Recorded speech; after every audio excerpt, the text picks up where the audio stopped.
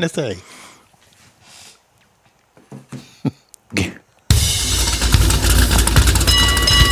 From Studio A in the Texas Sugar Shack, this is the award-winning Ed Wheel Time Car Talk Show. Just ahead, we visit with Scott Hoch from Indianapolis, Indiana. We're going to talk about the upcoming Houston, Texas Mecum auction that's coming your way here in just a few weeks. Also, I'll give you my thoughts on driving the 2025 Mazda CX-70 plug-in hybrid SUV. And Jeff has the Motor Minutes in this segment of the In Wheel Time Car Talk Show. Howdy, along with Mike Out of This World Mars, literally. We always need more Jeff Zekin, Chief Engineer David Ainsley. I'm Don Armstrong. Glad you could join us today. Let's go right to Indianapolis right now with our live hot microphone. And ladies and gentlemen, here he is, Scott Hoch. Did you like, how was that for an introduction? I think the microphone is flattered that you called it a hot microphone. Morning, guys. Good morning. It's great to talk to you. We've never met before, but I read your bio. And quite impressed. You've had a long career in broadcasting, sir. You know, I'm very blessed. I started back when I was in high school. We had a very, very good radio station program at Ben Davis High School and here in Indianapolis. And I jumped in. I needed an elective. My guidance counselor said, why don't you try this radio class? And it was a complete God moment. I walked in the door, and I still remember this, fellas, like it happened last week. Yeah. I walked in the door, and I saw this kind of a makeshift introductory studio, and I thought, it was like Tim Robbins in Shawshank, you know, when he comes out of the tube. Right. Exactly how I felt. And, that was 1979, and here we are, long time after that, and still doing it, still loving it. Well, it's a pure miracle at our age and our time, because almost all of the radio people that I worked with throughout the years have all either gotten fired, retired, or died. Yes. Yeah. And some of them, more than one of those, yeah, fired and retired and then fired again. Yeah. Oh, yeah, exactly. And now our chief engineer, as a matter of fact, works for a group of radio stations, and we sit and we talk about it. And I said, so how many people are in the station? He says, there's nobody there. I said, what? There's nobody there. All the jocks do it from their own home, what few jocks we have. And the sales department all works from home. Nobody comes into the station anymore. So, well, why do you even have an address? He says, because of the FCC. True. Yeah, Very and true. It's a very strange thing. Well, we obviously have a lot in common with our love for cars and broadcasting, and so here we are meeting for the first time, and I hope you're looking forward to Houston. It's going to be hot, and I'm sure that the auction's going to be hot as well. I love coming to Houston. We've been there. I've lost count of how many years in a row that we've been in Houston, but I always love going there and, being in the shadow of the Astrodome and that little bit of history. But it's all about the cars when we're there. And like I tell everybody, no matter where we go, it's the best car show that you'll ever attend because, you're probably going to find something or see something that you've never seen before, or maybe it's been a really long time. And you might even see something that you had no idea even existed. And that's part of what makes Mecum so attractive. It's about the nostalgia, absolutely, and we're talking about the memories that we all have of our cars or our dad's cars or our grandfather's or even the kid down the block, what they were driving in high school. I remember one of my basketball teammates in high school actually drove an old taxi cab to school. That's cool. That was his daily driver, and it still had the light on top. And it was hilarious, but that's the memories. That's some of the memories that we have. Well, like I've said many shows ago when we started working with Mecum and promoting the show, not only is it an auction, which is the number one thing, but it's also a car show. And there's Absolutely. no other car show out there like it. And you and I both have been to car shows all of our lives. But this is one that is very different from all of the rest. Like you'd pay to enter your car and you'd have your car judged. Well, this is judged in a different way, and that's by your pocketbook. Yes, it is. That's very, very true. And it's that mixture, that car show. People can come out to the show and have a great time and never raise their hand to bid on an automobile. And that's okay. I mean, sure, we'd love to have more folks bidding. That's good for business, but you know what? It's about that nostalgia. And maybe somebody's never been to an auction before, one of our auctions. They come out and they see what it's like. And I've seen this happen so many times. They get hooked. And the next year we come to their venue. Now they're a registered bidder, or they want to sell a car. It's a lot of fun, and people get hooked. People love coming to the show and seeing it on television. And I will point out, too, fellas, yeah. What you see on television is completely different from the experience in person. You've got to be there in person to really get the sense of what a Mecum auction is all about. I was just going to say that very same thing. Yes, you have to be there. It's different. It's kind of like going into a television studio and you go, this is how they do the newscast? I had no clue it was like this way. Same kind of thing. Yeah, and but you get in there and you get to the cameras, you get the lights, you get the action, you get the sound of people talking amongst themselves, but then you got the auctioneer going on and talking about the cars, coming in, coming out. I mean, it's like going into a Las Vegas casino if you've never been in one. It's just stuff to look at everywhere. Yes. And, even at our small auctions, Kansas City, for example, it's a small auction by design because the convention center only holds X amount of cars and there's no parking around the street. So it's all confined to one room in this convention center. And even at 700 or so cars, you can still get lost and spend the entire day looking at those cars. You get into a situation like Indianapolis, 3,500 cars, Kissimmee, 4,000, 4,500 cars. You will not be able to see it all. No, even maybe the entire week. Yeah, because if you go to someplace like Autorama, everybody's got their stand set up. They got their mirrors under their cars, and they are taking up a 20 by 20 space. Well, in that 20 by 20 space, you may have 5 cars in there that people can get up and look at. You can't climb all over them, obviously. But if you want to look underneath it, you can get down on the floor and look underneath it.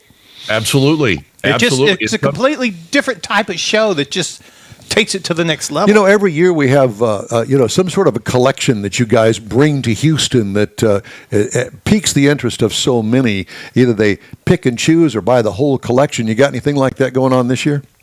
Yes, absolutely. And in fact, there are, even as I look at it now, there are a half a dozen different collections that are coming to Houston in just, what is this, 3 weeks, I think, is 4 weeks. Yeah, 4 weeks. Yep. Third, fourth, and fifth. So there are half a dozen collections, and that is really something that Mecum has focused on. And I think the collectors enjoy bringing a collection to the auction as well. We love to showcase what an individual has made maybe his life's work. I remember our most recent event was our motorcycle auction in Las Vegas, and we had a collection of way over 100 motorcycles from a guy by the name of Urban Hirsch, legendary in the printing industry. He was like the ink king, not tattoos or anything like that, but he supplied the LA Times with all the ink to print the newspapers for many, many, many years. So he had the opportunity to amass this collection of, like I said, more than 100 motorcycles, one of which became the first ever $1 million motorcycle that we sold, that has ever been sold at anybody's auction. And the collections are a very, very big part of what we do at Mecum every time. And I know that you know of Gene Winfield, who passed away here just a few weeks ago. And I would imagine some of the cars that he has built over the decades that he's been in the business, that the value of those have gone through the roof now that he's passed. And I would like to think that sooner or later, some of those are going to wind up in the Mecum auction. It's funny because it wouldn't be the first time. I mean, we've had cars with Gene's DNA in them before, and I would presume that we will have them again. And yes, his name has been mentioned many, many times over the years, and I was certainly sad to see that he had passed away a few weeks ago, like you said. Yeah. So what do we have to look forward to this year at Mecum auction? You got any specifics? Well, are you talking in terms of just Houston or in terms of the entire season? Well, let's talk about Houston, since that's what we're all since we're Houstonians here, and that's the one that we're more familiar with. Right. You know, I would imagine that it's going to be a smattering of collections and also individuals that are selling there at Mecum. Give us some insight, whatever you've got. You know, every auction that we do has kind of its own personality, and we've learned that over the years. For example, Monterey, a little bit later this year in August, completely off the chart. There are going to be more Ferraris and Porsches than there are Camaros and Corvettes, and that's always the case. An auction like Houston is going to be more right down the line, the bread and butter of what has made Mecum Auctions the world's largest collector car auction, and that is traditional American muscle cars, and we will have those in droves. And a lot of, as you might expect, being in the part of Texas where you are, a lot of pickup trucks, a lot of off-road vehicles. Those are always popular in Houston and Dallas. But I was actually looking at a little bit of the inventory, and one that it really caught my attention, just jumps off the page at me, is a 63 Chevy 2 Nova convertible. It's a beautiful color. It's a resto mod, dark blue, and kind of a baseball glove leather interior. We've got a lead sled. We've got a bunch of Corvettes, including 2019 ZR1, 1 year only. That's going to be big money. And we also have one of the second generation Ford GTs, 2005, 2006. And you can always peg those cars as early contenders for a top seller at any event. The values on those 05, 06 Ford GTs they were soft for a little bit, but they've come back and they are very, very strong. It's so much good stuff, man. I don't know if we have enough time to talk about all. Scott, I got a question for you, Scott. In the past, it's either been a buyer's market or a seller's market. What do you see coming up this year in 2025 and the auctions you've done already this year for this season? What do you see it as? Is it a buyer's market or a seller's market, or does it depend on the city? You know, a lot of it does depend on the city. That's a great question. And a lot of it depends on the economic climate. We were all kind of, last year wondering in an election year what was going to happen. And I think as we go through this calendar year, this is actually only our second car auction, or actually by the time we get to Houston, it'll be the third. Mm-hmm. It's kind of, I think it's going to be a buyer's market, but I could be wrong. I don't know. Well, hey, let's get together in August or September, and we'll go. We'll need a little more information. Yeah. Yeah. So I'm thinking, well, we'll have to schedule drinks after this Houston auction with you. Yeah, absolutely. And actually, the drinks may dictate whether it is a buyer's market. Do you ever find yourself wanting to bid on something, or maybe have somebody on the sideline? Or what is in your collection? Do you have a collection? I don't. My eyeballs are bigger than my budget at the moment. But I do have. I've been very close to buying something. Buying several cars in the past. It just hasn't worked out for me. And that's okay. When the time is right, I'll jump in. I will add one to my list of purchased vehicles. But yeah, it's not for a lack of obviously inventory in front of me. And I'm trying to think over the course of 18 years, I think only one time did any of us actually even bid on a car while we were on the air. And this has been a long, long time ago. And it was unsuccessful. I do remember that. But yeah, it's when I have guests come to the show or invite anybody to come to the show, I always tell them, be careful who you wave at, because you might buy a car. Exactly. All I can think of right now is to ask you is that since you fly all over the United States, what is your favorite rent car? My favorite rental car. Wow. Does it make any difference to you? Sure. Absolutely. Okay. I'm just checking.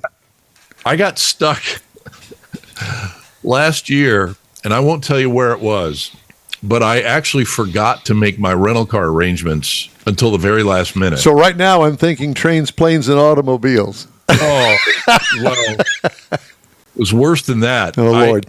I ended up getting stuck. I went with the manager special. Bad mistake. And I ended up getting a complete 100% plug-in electric vehicle. Oh, God. Yeah. How'd that work out for you?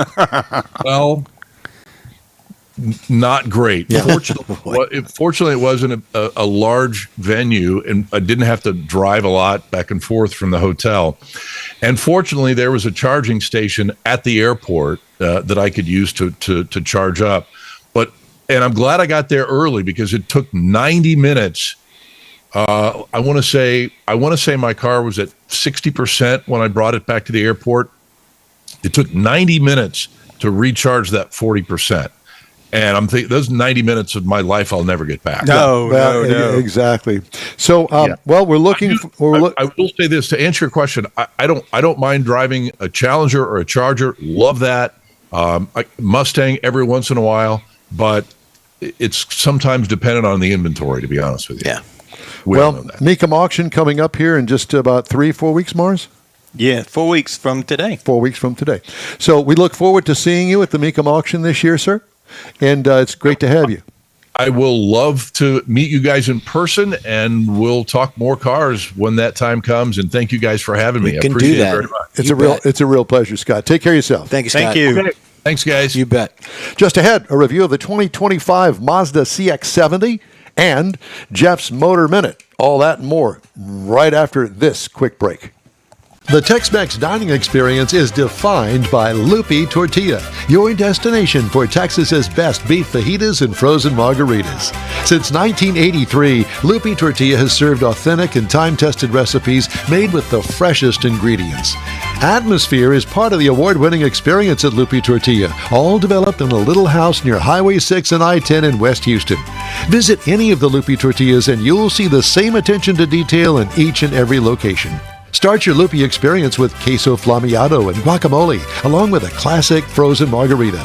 Dine on famous Lupi beef and chicken fajitas, or pepper shrimp brochette, or a fish or vegetarian entree, and finish with a scrumptious flan for dessert.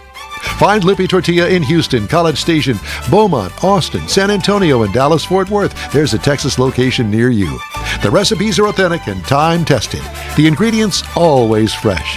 Lupi Tortilla, he's pretty good. You own a car you love. Well, why not let Gulf Coast Auto Shield protect it? Houstonian John Gray invites you to his state-of-the-art facility to introduce you to his specialist team of auto enthusiasts. We promise you'll be impressed. Whether you're looking to massage your original paint to a like-new appearance, apply a ceramic coating, install a paint protection film, nano-ceramic window tint, or new windshield protection called ExoShield, Gulf Coast Auto Shield is where Houston's car people go. Curbed your wheels? Instead of buying new, why not have them repaired? How about a professionally installed radar detector? Gulf Coast Auto Shield does that too. Get a peek inside the shop and look at the services offered by getting online and heading to gcautoshield.com. Better yet, stop by their facility at 11275 South Sam Houston Tollway, just south of the Southwest Freeway, and get a personal tour. Gulf Coast Auto Shield is your place to go for all things exterior. Call them today, 832-930-5655 or gcautoshield.com. Hey, come along with us on the upcoming Hot Rod Tour of Texas, April 24th through the 27th, beginning in Victoria, Texas. We have links to the site on InWheelTime.com and the In Wheel Time Facebook page. Be sure and follow us there. All right, time now on the In Wheel Time show for the Motor Minute. Mr. We've Jeffrey. got new subscribers, folks, all of you out there in Wheel Time land. We've got Ava Hickel. Thank you, Ava, for joining and being Pickle rhymes with pickle. That's right. And then we've got Hazel Langish, and we've got Steve Secco. I hope I'm pronouncing all your names correctly because I did go to public school. So thank you for that. We're going to put everybody's name in a drawing, and whoever wins, Mike's going to come to your house and cook you breakfast. Really? Yeah. Well, I don't know if Maybe a I little want kiss that, on the but- cheek to wake you up. Okay, and all well, that, that's so. fine. What do you got in the Motor Minute? That's it. It was a Motor Minute. Oh, that's the Motor Minute. Yeah. I didn't know that there was anything motoring about that Well, minute. there's all new subscribers for In Wheel Time. Oh. Yeah, we're welcoming. I have to be the people. educated. We're welcoming all these some of this people in here. stuff. Mike and I get these, so we kind of plan that. Yeah, y'all work behind my back. We do I have a lot. No clue what's you going should on. see it back there. Time now for this hour's car review. I had a chance to drive the 2025 Mazda CX-70. Final assembly location in Hofu, Japan. Available trim levels, 3.3 turbo.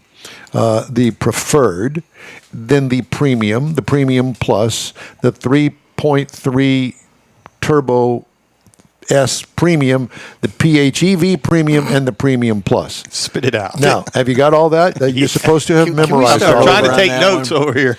I had the PHEV Premium Plus, which is the top of the line. This is a standard SUV, according to your government. That's what they classify it as.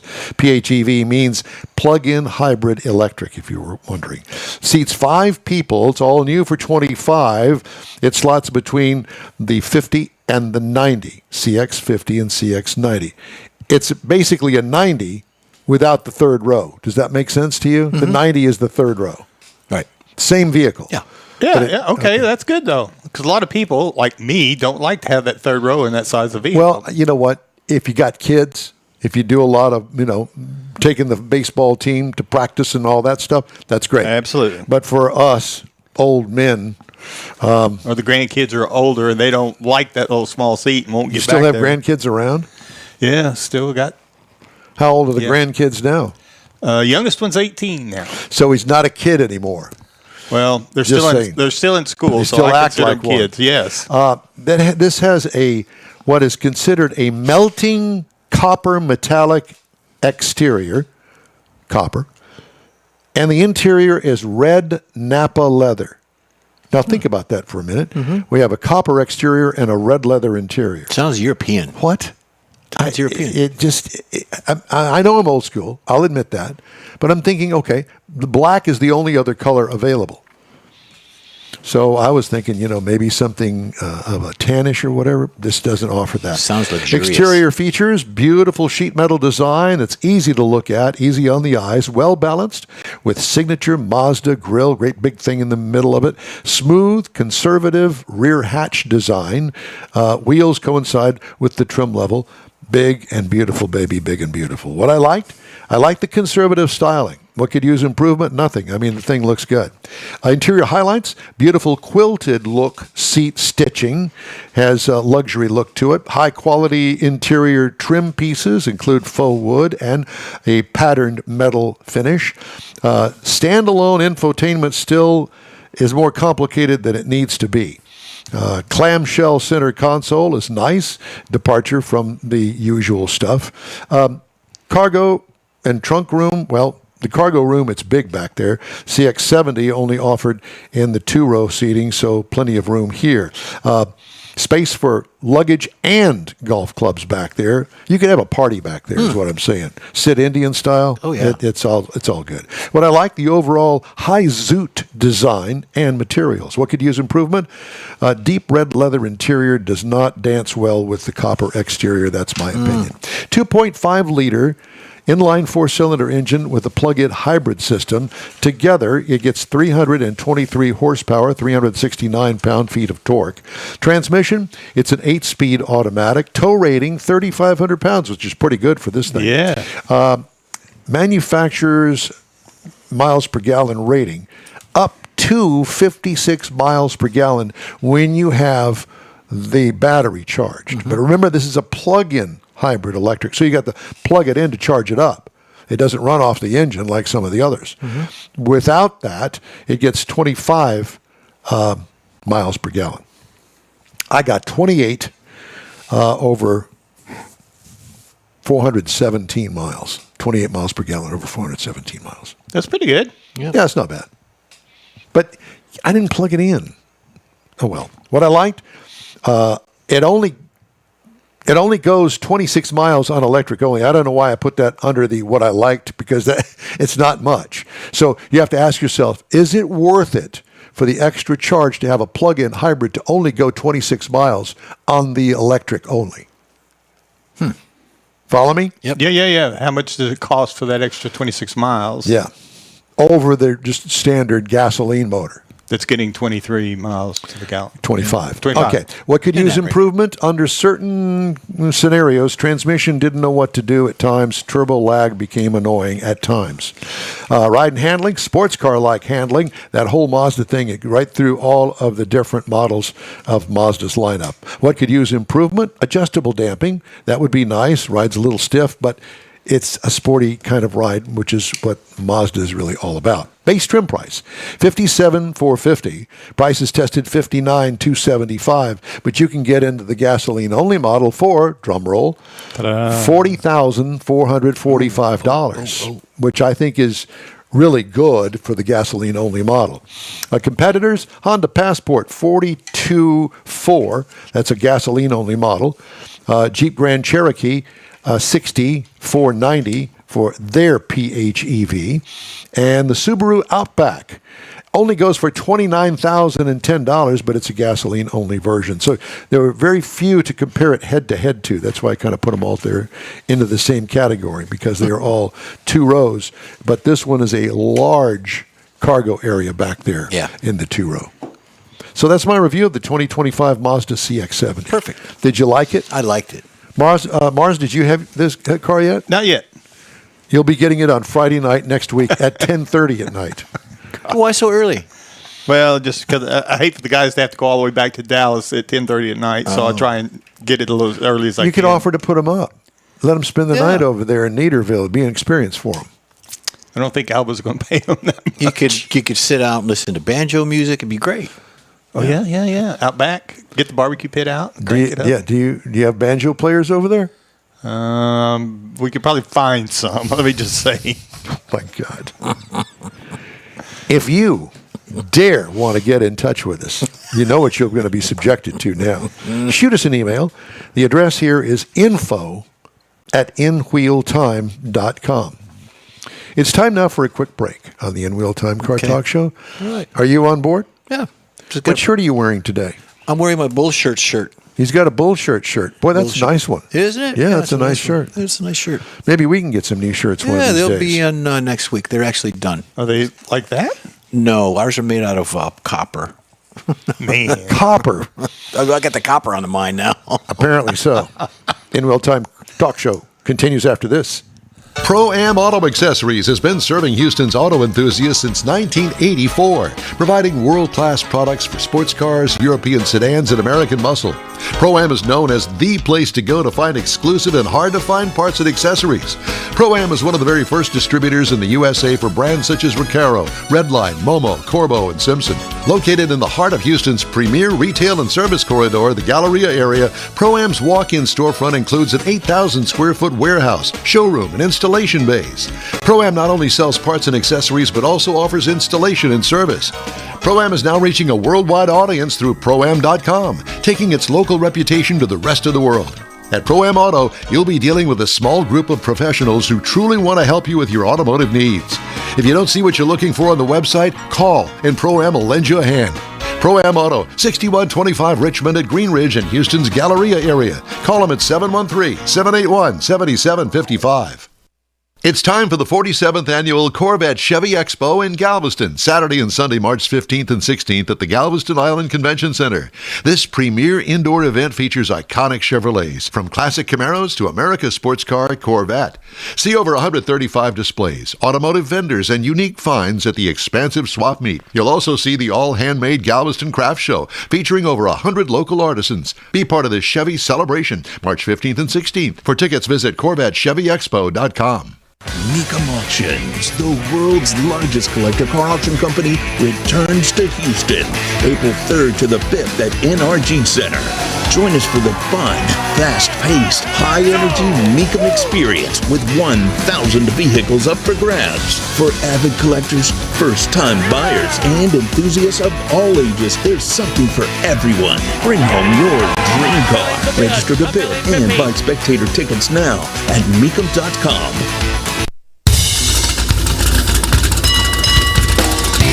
This is your place for all things automotive, the award-winning In-Wheel Time Car Talk Show. Just ahead, we talk to the CEO of Private Auto about negative equity on used car trade-ins.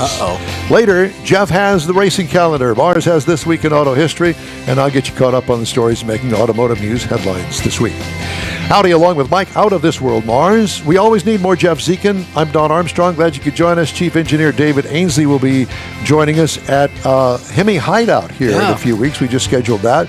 That's coming up April the 5th, I believe it is. Yeah. Yes. A few weeks. So looking forward to going out, as we always do, out to the Hemi Hideout. All right. Negative equity on used car trade-ins. Well, if you've spent a decent, let me just say this, an average amount of money on a used car, on a new car, and you're going to trade it in for another car, what do you think the chances are of you, one, even breaking even on that trade-in? We're about to find out. So joining us now, a fellow by the name of Brad Parker. Brad, good morning to you. Good morning. Happy to be here. Thank you. Well, thanks for joining us. We appreciate it. So Edmunds data revealing a record high average negative equity of $6,838. That's brutal, my friend. So in other words, let's just say I'm going to trade my car in, and I still have $6,838 I owe on it. That's going to get folded over into the new car loan on top of the price of the new car. Oh my God! What's the interest on that $6,000? Yeah, this is not a good thing. Yeah. So, and even how you just said it, it gets folded over into the new car. So that's the thing that a lot of people don't understand. You have to pay for it somewhere, and so the money doesn't just go away. And so it ends up meaning that either that next car is a lot more expensive, or you have to put a significant amount of money down, potentially even that $6,000 plus what you would have normally put down to get the loan to value ratio in line with the new car, which ultimately makes it very hard for someone to switch cars. So it puts them in a tricky situation. Yeah. So let's just say, and I'm going to lowball it here and say, I have found a brand new car for $30,000. Joke. Yeah. But let's just say that, $30,000 for a new car. Now, there are some out there, if you go by the window sticker, there are some out there. Yeah. What are they? Yeah. There's that. Let's pretend. Okay. $30,000. I have $2,000 saved up. That's it. But I owe $6,800 on the car that I want to trade in. Why do you want to trade it in? What would propel me to trade the car in when I've got all of that negative equity in it? One, because you're still paying the higher rates. So really, for a lot of people, the payment has become unaffordable. With rising prices in general, people that, jumped into a car maybe 3, 4, 5 years ago, they're still, they paid for the car at maximum price when there were very little markdowns. There were very little incentives. We're talking about the COVID era.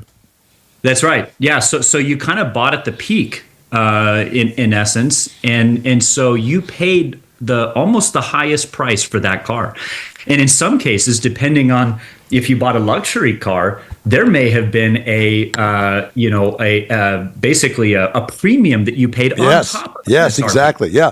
Because I think that was about the same time that the new C8 Corvette came out. They were scarce. We used to do the drag racing thing over in Baytown. That track doesn't exist anymore, but we always passed by a Honda dealership. For 2 years, they had no inventory on the lot. We thought the place was closed. No, it wasn't closed. They had no inventory, period. Yep. They're selling them off the truck. Yep. So you might have paid an extra 10%, for that vehicle, yes, depending on what it is. The other interesting, thing too is the loan terms have slowly gotten longer. Slowly.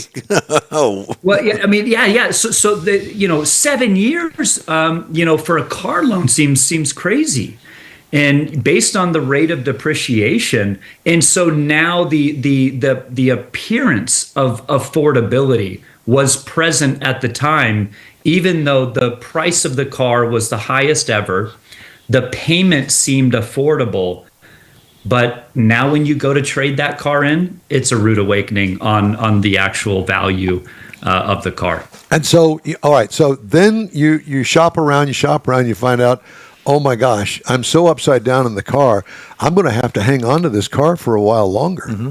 So that means that car that the industry was looking for as a trade-in to go on somebody's used car lot, it ain't there anymore. Or if it is there, the selection that you have to choose from in that price category probably is not going to be there either. Yep. No, it's an interesting trend as you watch in the industry right now. Over the past 2 years, you look at even the dealer patterns too. So, for decades, the number one source of used car inventory for a dealer is trade-in. Number two for many years has been the auctions. But a lot of these people are holding on to their cars. They're not trading them, and they're not ending up at the auction like they used to.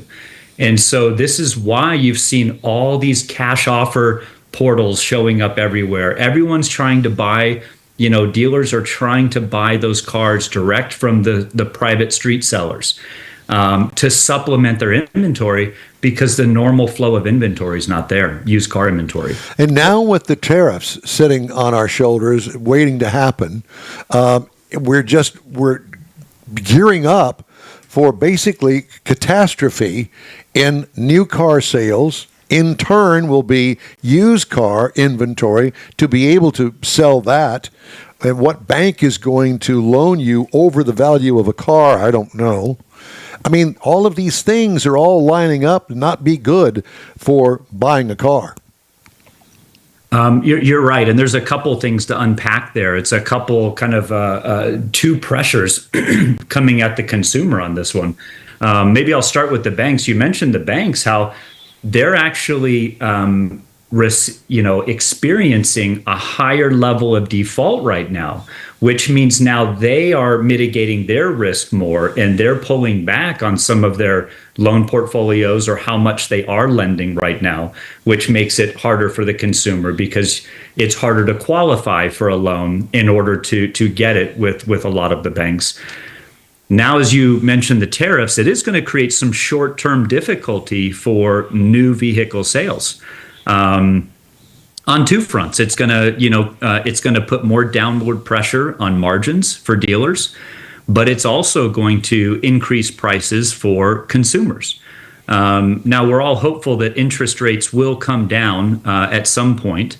They are already starting to show some signs of relief and a little bit of downward momentum. However, the same scenario still applies for new cars right now, with higher prices because of potential tariffs depending on the vehicle, still higher record high finance rates. And then the other pressure would be less banks taking the same type of deal or the same credit-worthy person as they would have before, because their portfolios are more constrained now with the level of default and the level of negative equity. The question I have is, do you have any data or see any trends of people actually selling their own cars rather than trading them in? I mean, making that effort to, post an ad and do all that. Maximize what they can get. Right, to get that $6,000 equity loss back, plus a little bit of money on top of that. I mean, do you see any data on that? Yes. Cox Automotive did a study a few years back, and there's been some others, But it's actually been one of the most surprising statistics that I don't think most people realize, that it's actually almost 47% of all used car sales are private party. The amount of cars changing hands in grocery store parking lots and meeting up with individuals around the country is a significant amount of the used car market. So, taking levels, there's anywhere from, 35 to 40 million used cars that are sold every year. So about 47% of that is private party.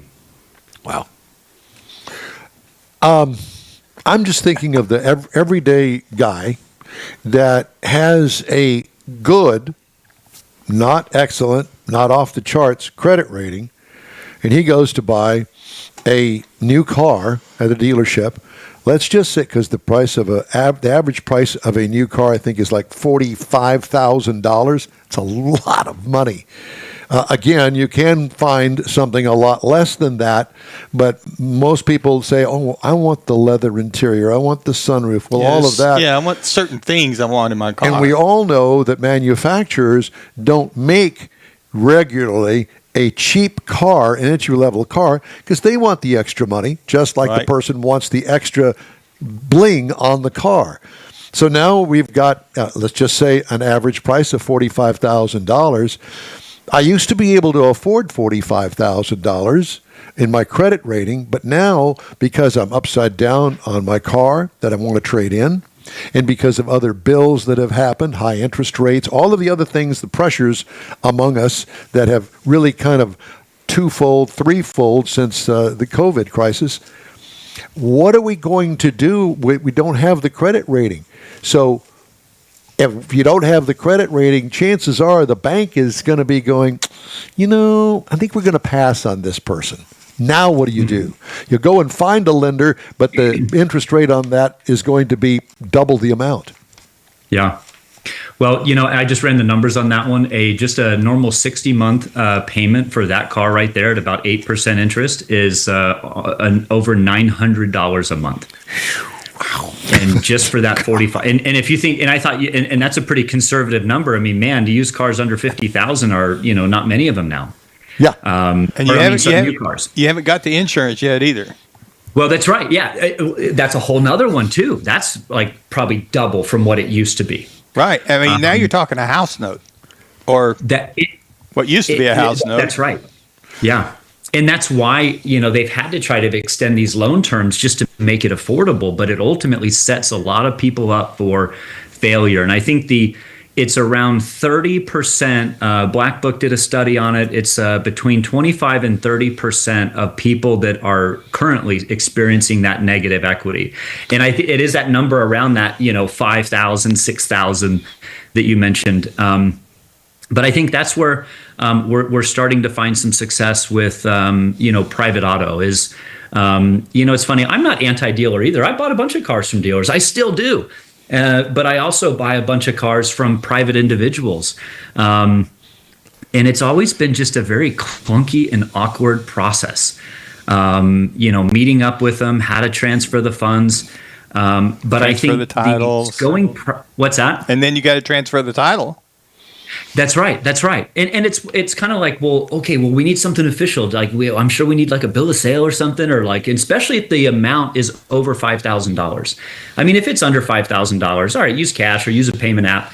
But all that stuff stops once, there's really no payment app to do a secure in-person high dollar deal.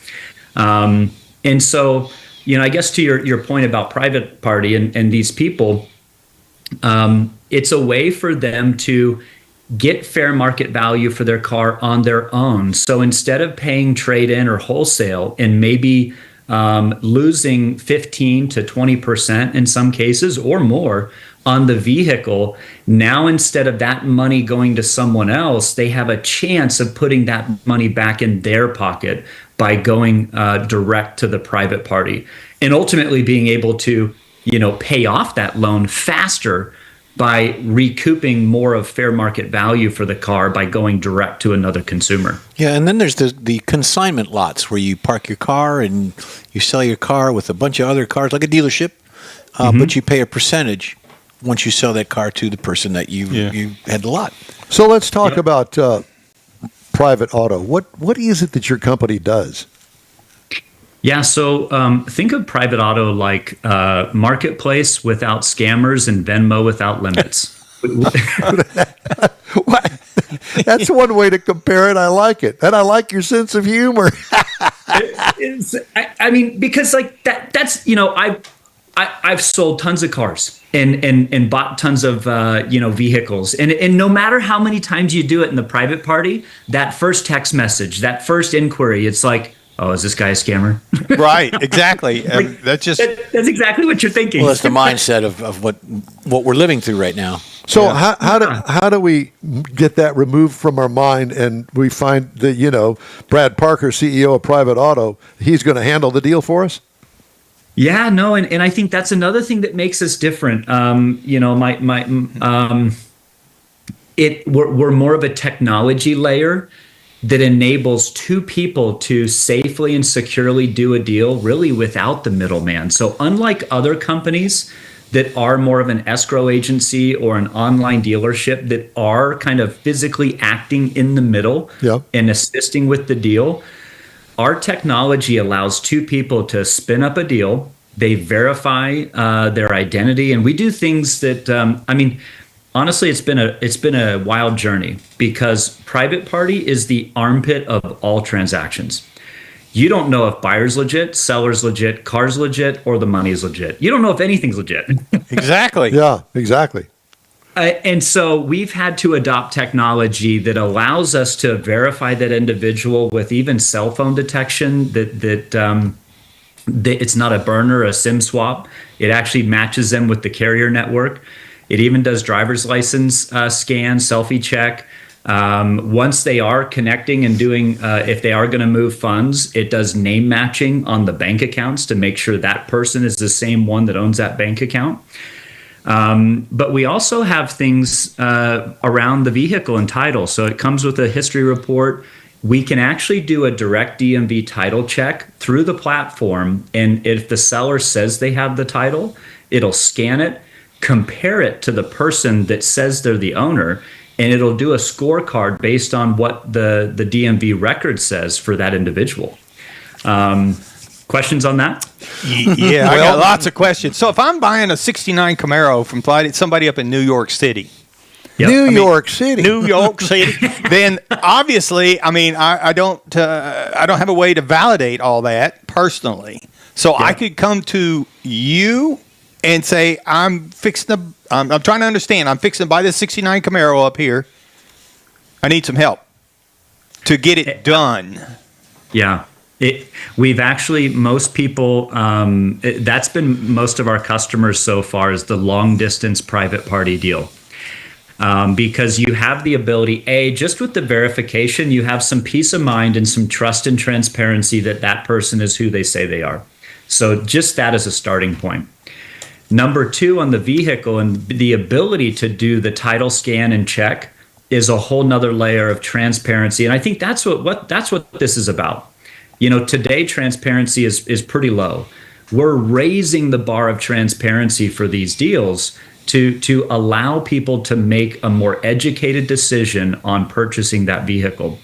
And so the title scan is a really important part, and something and honestly, this hasn't been done ever in private party before, but we just recently added the ability to do lien and title release too.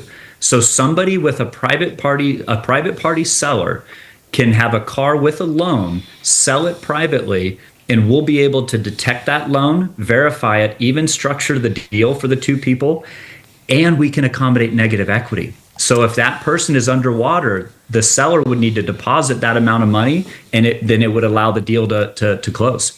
Well, Brad, we could spend an hour and a half with you on the phone, but I guess the best way to do it is go to privateauto.com and get more information.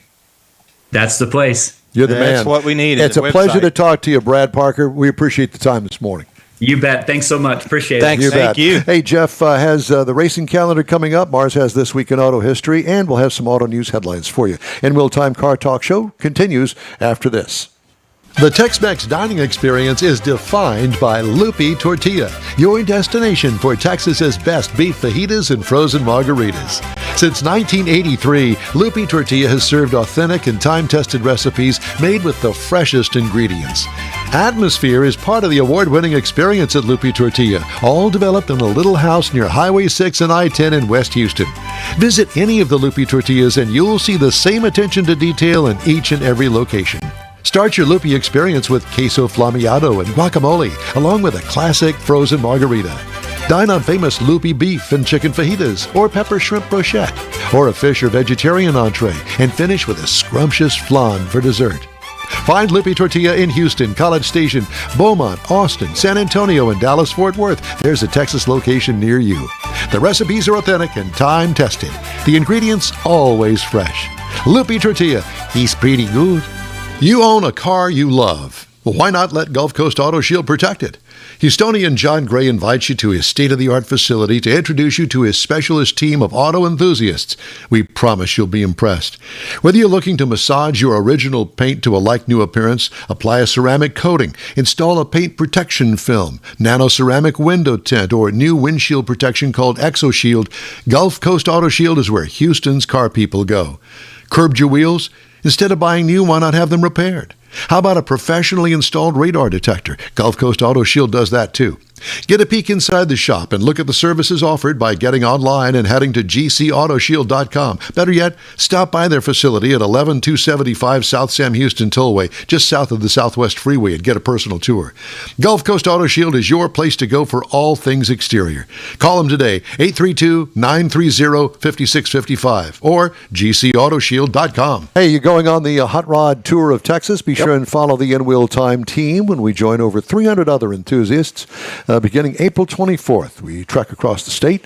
Get the info link at InWheelTime.com and our In Wheel Time Facebook page. Time now for the racing calendar, sponsored by Texas Muscle Car Club Challenge. Jeffrey? Yes, NHRA last week was the opener. Antron Brown won Top Fuel Dragster. Congratulations to him. Next week they're going to be in the Firebird Motorsports Park in Arizona. Last night we had the Craftsman Truck, a little bit of rain delay or weather delay down there in Vegas. Today is the Xfinity Series in Vegas, and then tomorrow is the Big Boys NASCAR in Las Vegas as well. Good. Yep. Okay. Now, this week in auto history, Mars has been chomping at the bit I'm telling you. to do this. And, he spent days putting this together for us. So we're expecting big things here. Mars, don't let us down. You're going to love this.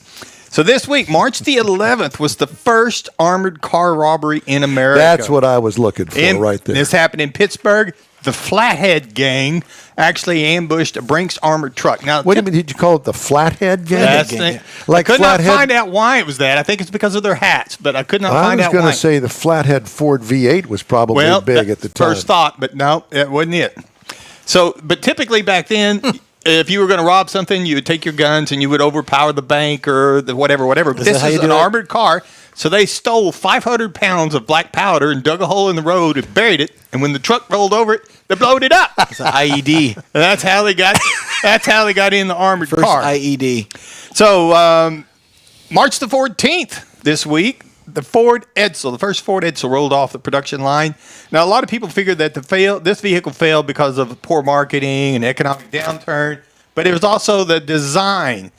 Ford had overhyped the car because, it was named after a Ford person, but they had some mechanical issues. The horse collar grille really is what really turned everybody off. Nobody just really liked that. And, of course, there really was a recession going on. So after 3 years with disappointing sales, they quit building and selling the Ford Edsel. Thank God. Now, in 2019, the Bugatti Le Voiture Noir debuted at the Geneva Motor Show. Now, this is a man from Neederville, Texas, trying to speak French. Theoretically. Now, this car is modeled after the Bugatti Type 57 SC Atlantic. Now, this one car, sold for $18.7 million they built it for one particular customer. 1,479 horsepower on a quad turbocharged W16 engine. Tub it out. Yeah. So then, moving on down to March 15th, 1990, Mazda's MX-5 Miata officially hit the U.S. shores at the Chicago Auto Show. It's inspired, of course, by the British Roadster's lightweight rear-wheel drive convertible, had a 1.6-liter inline, 116 horsepower. It was built to be affordable. It was made to be reliable and fun to drive, making it the best-selling sports car ever built. 1968.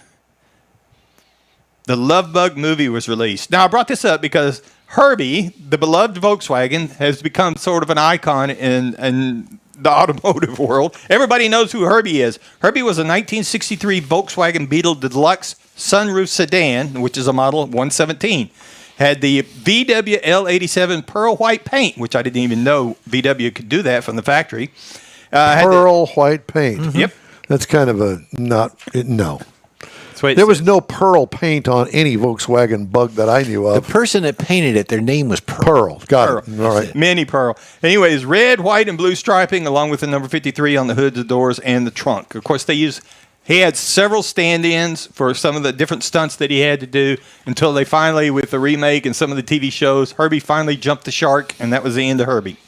That was this week in automotive history. Did he say jump the shark? He said jump the shark. What does that mean? Fonzie did that. And that's Fonzie did that. That's what killed Happy Days show. You know, he took his motorcycle and jumped over the shark at the amusement park. Yeah. And now that jumping the shark means they've gone too far and they've killed it. And you're done. Yeah. Mm-hmm. Sort of like we have not jumped the shark yet. Well, we're going to do that next week. Well, we've got a few obligations before they have to do that. Yeah, we'll save it up for maybe later in the fall. God. President Donald Trump doubled his planned tariff on all steel and aluminum products coming into the United States from Canada, bringing the total to 50%. In response to the province of Ontario placing a 25% tariff on electricity coming into the U.S., Trump said in a post on Truth Social that he has instructed his Commerce Secretary to add another 25% tariff on the products that went into effect on Wednesday morning. Okay. Also, Canada must immediately drop their anti-American farmer tariff of 250% to 390% on various U.S. dairy products, which has long been considered outrageous. He said, I will shortly be declaring a national emergency on electricity within threatened areas. That was the president speaking. He also threatened to substantially increase tariffs on cars coming into the U.S. on April 2nd. If other egregious, I like that word, egregious long-time tariffs are not likewise dropped by Canada. The move would essentially permanently shut down the automobile manufacturing business in Canada, Trump said. The move to the latest escalation in Trump's trade dispute with Canada and risks further upsetting markets which have posted steady losses since the president moved forward last week with the initial round of tariffs on Canada and Mexico. Stay tuned. There's more to come. Much more.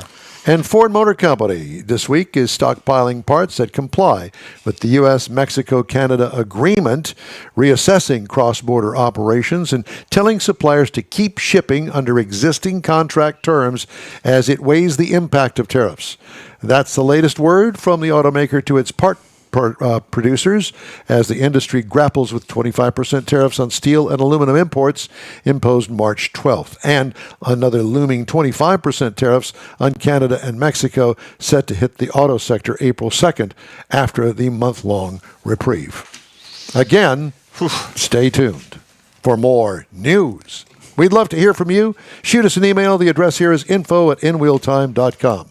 We're back after this. Pro-Am Auto Accessories has been serving Houston's auto enthusiasts since 1984, providing world-class products for sports cars, European sedans, and American muscle. Pro-Am is known as the place to go to find exclusive and hard-to-find parts and accessories.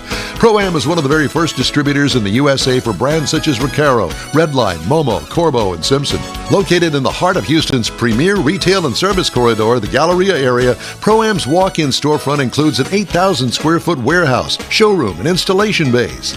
Pro-Am not only sells parts and accessories, but also offers installation and service. Pro-Am is now reaching a worldwide audience through Pro-Am.com, taking its local reputation to the rest of the world. At Pro-Am Auto, you'll be dealing with a small group of professionals who truly want to help you with your automotive needs. If you don't see what you're looking for on the website, call and Pro-Am will lend you a hand. Pro-Am Auto, 6125 Richmond at Green Ridge in Houston's Galleria area. Call them at 713-781-7755. It's time for the 47th Annual Corvette Chevy Expo in Galveston, Saturday and Sunday, March 15th and 16th at the Galveston Island Convention Center. This premier indoor event features iconic Chevrolets, from classic Camaros to America's sports car Corvette.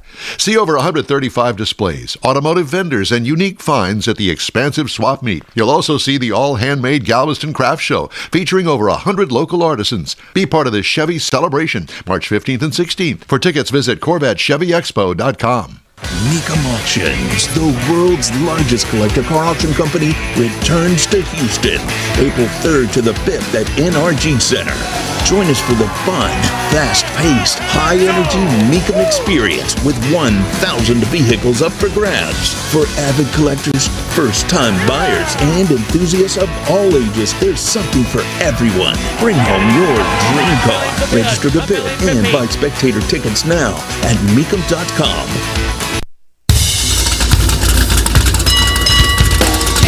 You've got the In Wheel Time Car Talk Show, if I hit the right button here. Coming up, we talk to Sarah and Scott about the upcoming Texas Muscle Car Club Challenge. If you don't know what that is, they're going to tell you.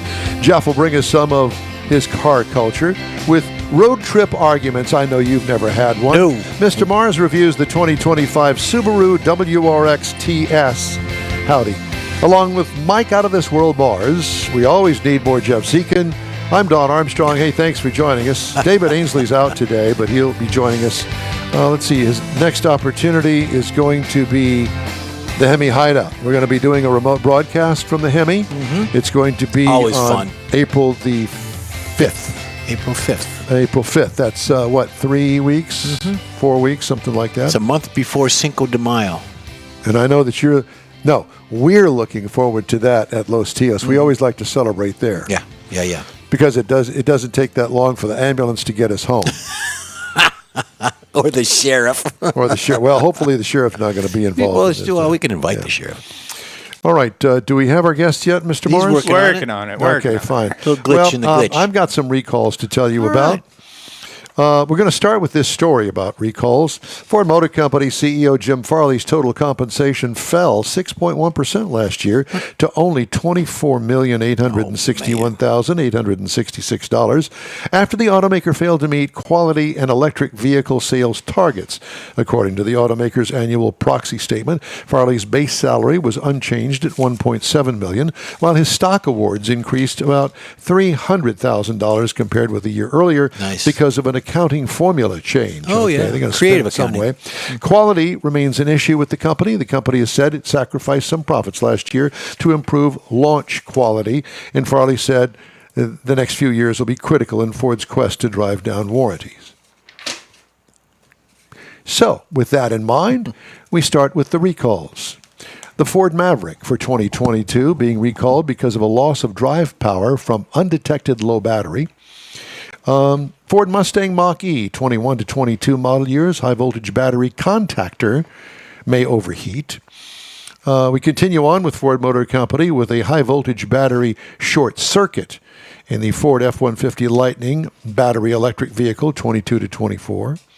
Trailer brakes may fail on the Ford Expedition for 2022 and the Ford F-150 21 to 22. The Lincoln Navigator, a Ford product. Exterior mirror LED lights may cause a fire from 2015 to 2017. And we move on. A lot. Because next we're going to talk about more recalls from the Ford F-250, 350, 450, 550, the Ford Maverick, and the Lincoln Navigator, all for 2022. Then, software error may cause loss of drive power in the Ford Escape for 22, the Ford Maverick 22 to 24, and the Lincoln Corsair for 21 through 22. Wow. And, we're not done. Ford F-250, 350, 450 for model year 2023. Incorrect rearview image may be displayed. That's a huge truck. The 450. It is. Wow. But incorrect rearview camera image I was focused on. So what does it that shows up there? Is it a grandpa's image that shows up on the display? Is it upside down? Is it not focused? No, I think it's an image of Mars without his shirt on and no haircut. Then we man. have That's a the recall. Ford Maverick for Safety 2022-23, instrument panel not illuminated. Ford Maverick for 22, unintended brake light illumination. And finally, the Ford EcoSport is being recalled for 21 to 22 because of loss of drive power from a disconnected axle shaft. You think they got a little work to do up there in Dearborn? All the 22s, they're just now discovering it. 3 years later. It's not a good time up there, and poor Jim he's hurting. $18 million, yeah. Yeah, with his big salary that he got last year. Amazing. Hey Jim, how about working on that for us? Can we do that? How are we doing over there, Mars? He's working. Well, we're going to try and reboot him one more Oh time. God. All right. Well, while you're fiddling with that. Yeehaw. Let's do the Hemmings.com sold cars roundup, shall we? I think we've got that. Let me back this out. Yeah, please There do. you go. So I have some very good cars this week that we're going to play the little game. And Mr. Mars, he's going to have to just pause and wait for those people to get back online with us. They might want to go outside. I don't know where they are, but if they're inside, telephone signals seem to be a little weary down and there. Depending on what city and all that good There stuff. they are. Okay, so here's our first, Mr. Mars, I need you to pay attention now. Paying attention. No, pay attention to this. I am. I'm Okay, listening. so this is the Hemmings Sold Cars Roundup. So what we do is we take the cars that were sold on Hemmings.com and we let the boys guess at what they were sold for. So first up the bat is a 1969 Cadillac DeVille. Convertible. Yeah, look at that. That's a pretty car right there. It is. It's big, too. 69 Cadillac DeVille. What do you think that thing sold for? I'm going to go right out of the box, $17,000. Mars, what would you I'm think? thinking 12, the max. Okay, $21,000. Mars, you lose again. That would be worth. It looks like it just rolled off the showroom floor. White interior. It looks like a dark blue or black exterior. It's nice. Next one is the 1994 Chevrolet Blazer. Okay, it's a Blazer, two-door Blazer. It's got some aftermarket side steps on it. I don't know how many miles it's got on it. I didn't go that deep with Quite it. a few. 94 Blazer. How much do you think that sold for? $6,000. Really? Yeah. Okay. Mr. Mars, would you like to give that a shot? Yeah, I'm going to say 12. It sold for $21,000. What? Come on. They don't make that anymore. Well, That's yeah, the but a the old 94? school. That's the old school. What looks like today would be the Tahoe, but Right. it would be the two-door version of it. That's, Okay. man. This was the one that raced O.J. Simpson down the freeway back in the day. All right. Next up is my car, the 67 Chevrolet Camaro. This is a first-year model. Now, we don't know how original it is, and the price really doesn't depict this is a little hint for you here, really doesn't depict exactly as a true, beautiful, complete, restored 67. So with that in mind, what do you think a 67 Camaro, white with beauty ring wheels on it, what do you think that sold for? 14. Oh, come on. 20, Well, you said it's not 20 representative of it. 24. 46.2. Oh, well, that's. What did I miss? It was an SS or an RS? Well, he said he didn't know. I mean, it's got some emblems on the side Well, of it there, but whatever. Come on, you got to give it a little, just because it's a 67, first year model. Okay, next up, the 71 Buick Skylark. Priceless. This looks like a GS. It's a turbo, it looks like. So a 71 Buick Skylark, I really like this car. What do you think that sold for? It's all shined up and pretty and looks like it's stock. 32. 32. Mars, you want to guess that one? I was going to go for 28. How about 42? Golly, man. Come on, Mars. Okay, moving on for you rednecks out there, a 1994 Ford F-150. 94 Ford F-150. It's all shined up. Looks pretty good. Looks like it's a four-wheel drive. I'm not quite sure. It's clean. It's a single cab, because back then I don't think they made double cabs. 94. What do you think that sold for? I'll let you go first. 15. I was going to go 14. 14,963. Ooh, we'll split it. Right between you two. Okay. How about a 69 Pontiac GTO? What do you think that sold for? Ooh. Pontiac GTO. Come on. Aftermarket wheels. I don't like 69, so I'm going to say 40. Okay. Well, that doesn't have anything to do with the price, whether you like it or not. 32. 32. 38,850. Ooh. Getting closer. You're all getting better. And this is for Jeff, 71 Lincoln Continental. Oh, boy. Look at that. It's got a roof on it. Probably from American Sunroof. Yeah, that's the one that they built and then sent it out to somebody, and then they took a Sawzall to the roof. Exactly. Got the hideaway headlights. Always leaked. But at any rate, what do you think that sold for at auction from Hemming? 71 Lincoln Continental. It's a hardtop, two-door. 21. 16. 19,425. Okay, we're getting down here to the best of the best. This is second to the last. This is a 1979 Volkswagen Cabriolet. It's sold, it's a convertible. Mm-hmm. It's sold for how much, Jeff Zekin? $11,000. 20. 23,625 is what it sold for.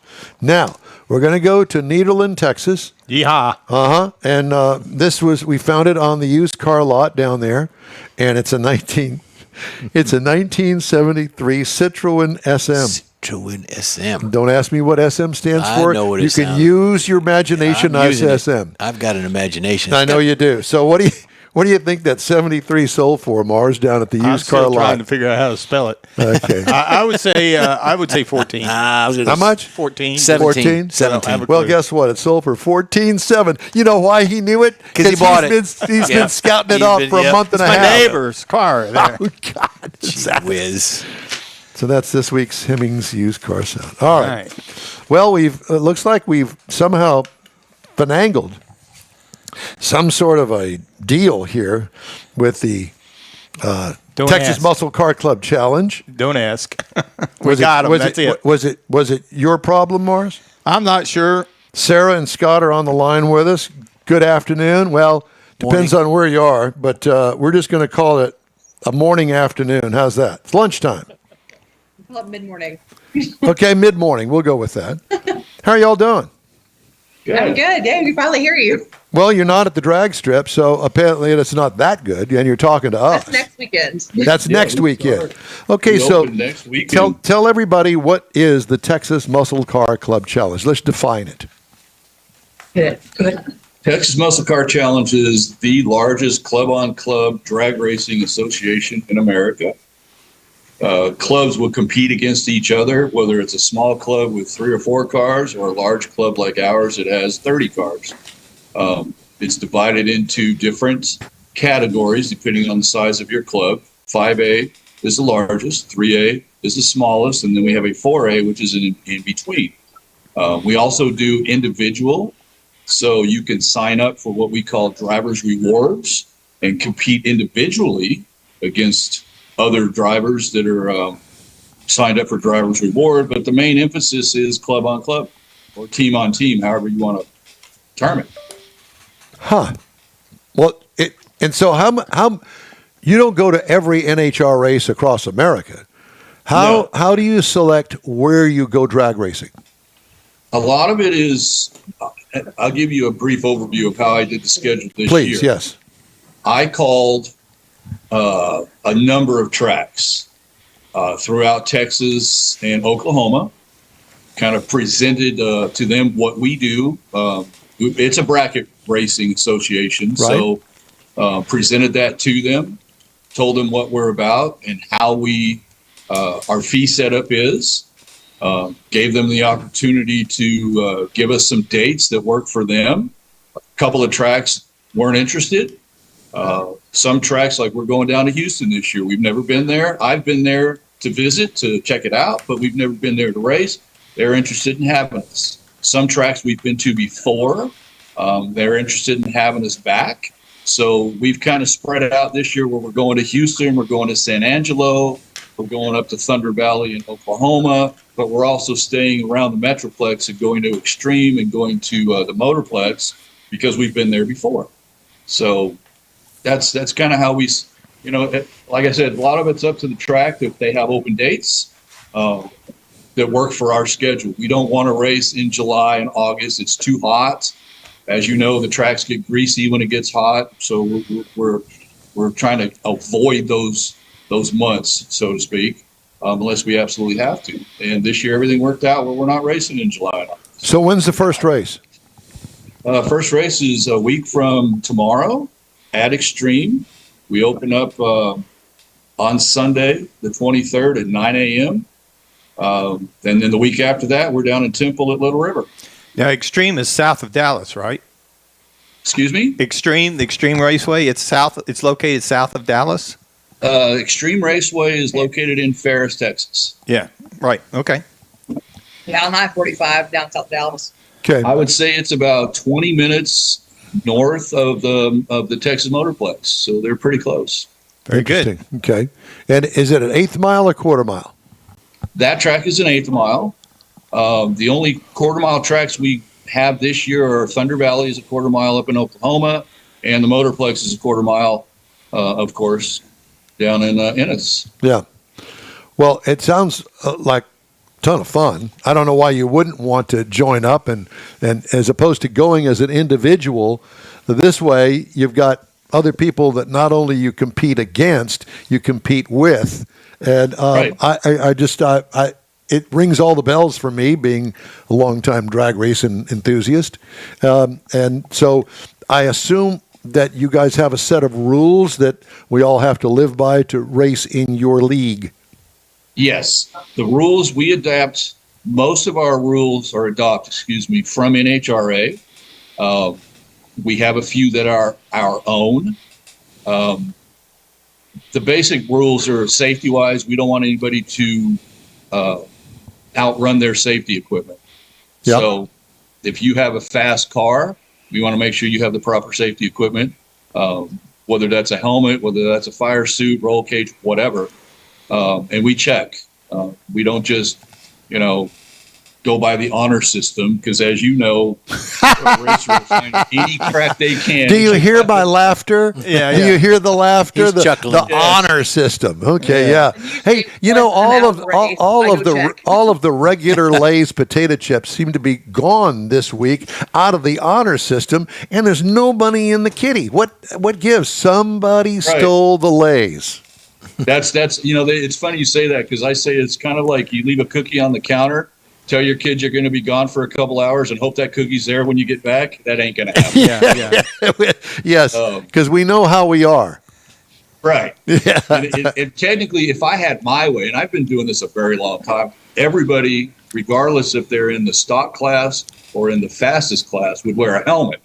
We can't do that because we'd get a lot of pushback, but we do require from, I think it's King class on up, you have to have a helmet. You have to have a fire jacket. Everybody has to have pants. And we get some pushback. Well, let me tell you something. out. We're out. That leaves Jeff Zekin out Yeah, because we're he out. does not wear pants I don't ever. wear pants, so. no. Yeah, I mean, I'd race naked if they let me. Yeah, especially June and September. Yeah. Right. Especially and that's so. where we get the pushback is some of the people, it's too hot to wear pants. And I'm like, look, I wear a full fire suit with a helmet. So don't tell me how hot it is. Yeah. Unless you're in my shoes. Well, it sounds like a ton of fun. How do we get more information? I'm a drag guy, and I want to go drag racing, and I'm interested in your club. They can go to our website, which is tmccc.org.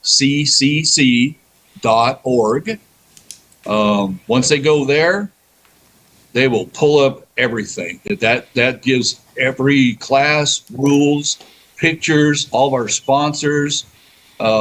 It even has a link to our forums where they can go into the forums and sign up for the forums. And once they do that, then myself or Sarah or our vice president can approve them, and they can get in there and see things. They can post, even, excuse my language, but even as much as something for sale, or they're trying to buy something. We have designed our website so that anything they want to know is there. It's even got our email addresses on it. If they got a question, they can email us. Sounds great. Hey, it's great to talk to you guys. tmccc.org for Texas Muscle Car Club Challenge. Mm-hmm. And we look forward to a good season with you guys. And we'll see you when you come to Houston.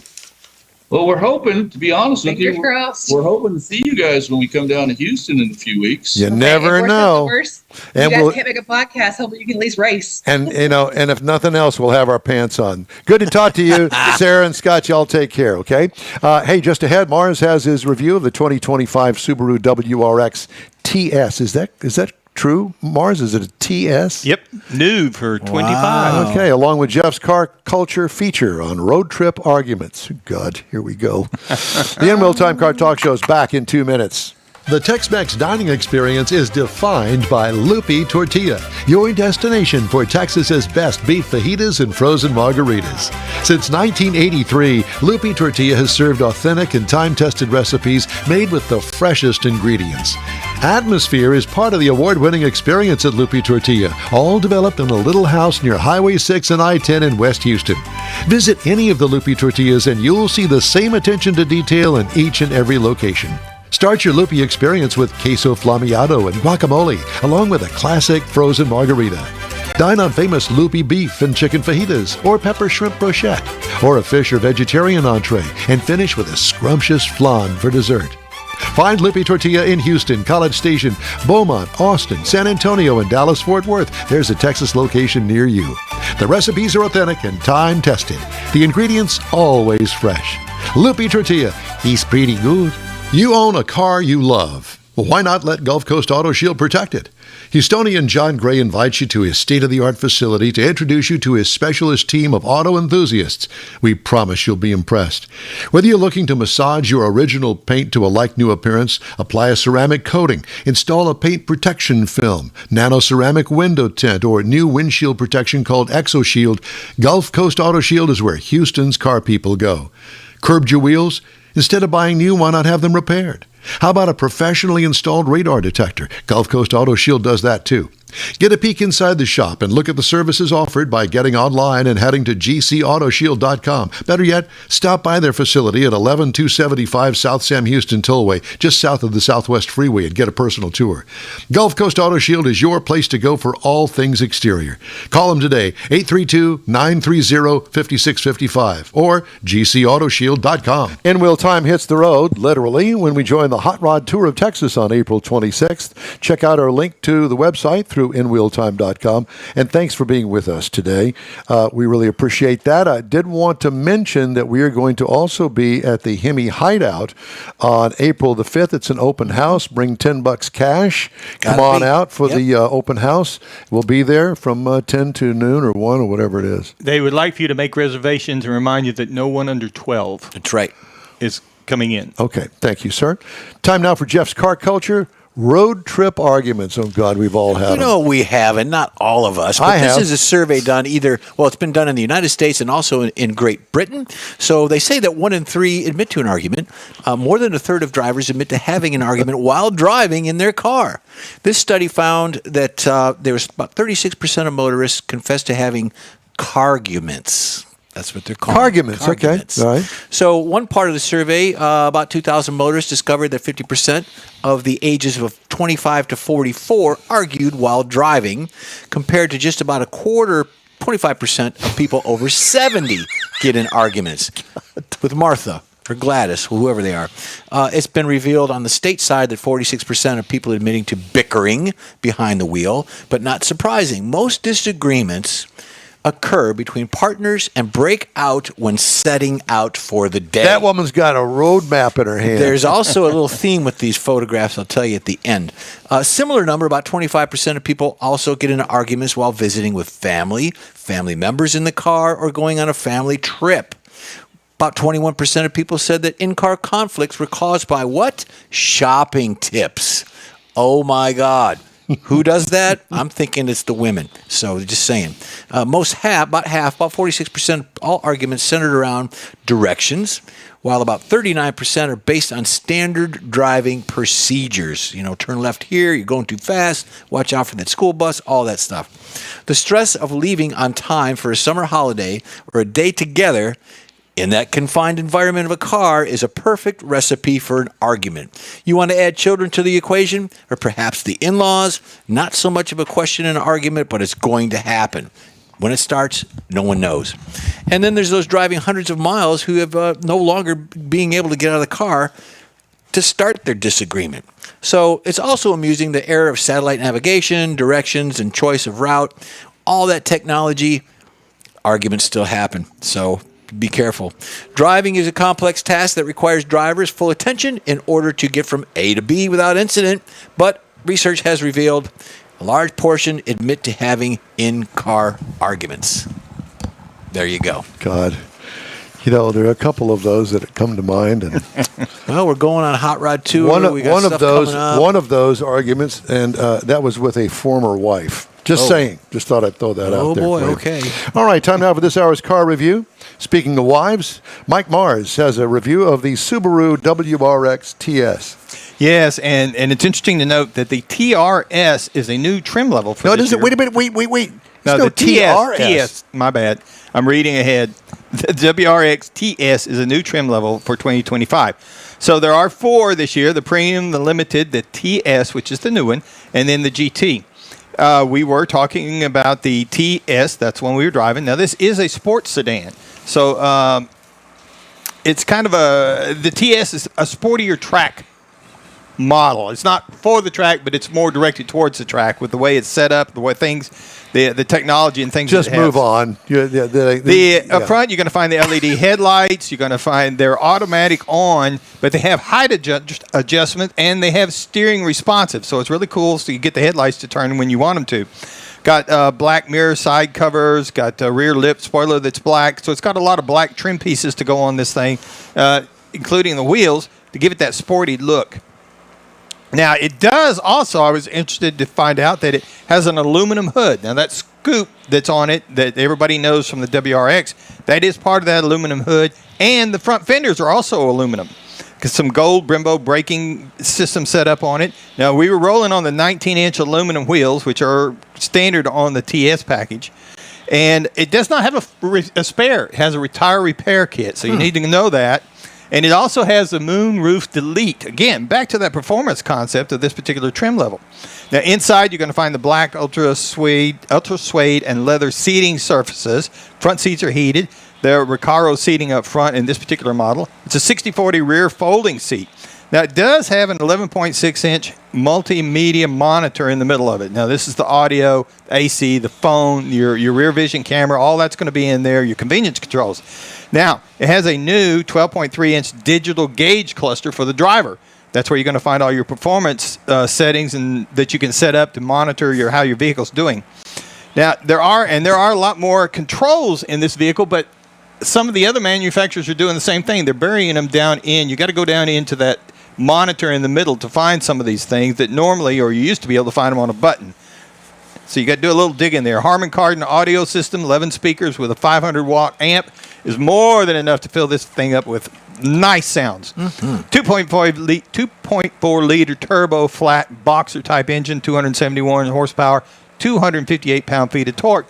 We had the 6-speed manual transmission, which it was really nice to get into a manual after running automatics for so long. EPA, I didn't get a Monroney with this vehicle, so I had to do a little digging, but it appears that the EPA should be looking at 19 on the city, Highway 26 combined for 22. Now, I drove this vehicle 352 miles, and I got 23.7 out of it, and I was very happy with that with this vehicle. Sport Tune suspension does have several different modes, including Comfort, Normal, Sport. The sport seating will wrap around you, hold you in place if you're going into the curves a little bit much. This is not a drag car. If you want to play with this car, you want to get out to where there are some curves because you got all-wheel drive with very responsive steering. Now, the Premium, the base level on it is $35,750. The TS trim level that we were dealing with is $45,750. And again, I did not get a Monroney, so I don't have an MSRP specifically for this vehicle.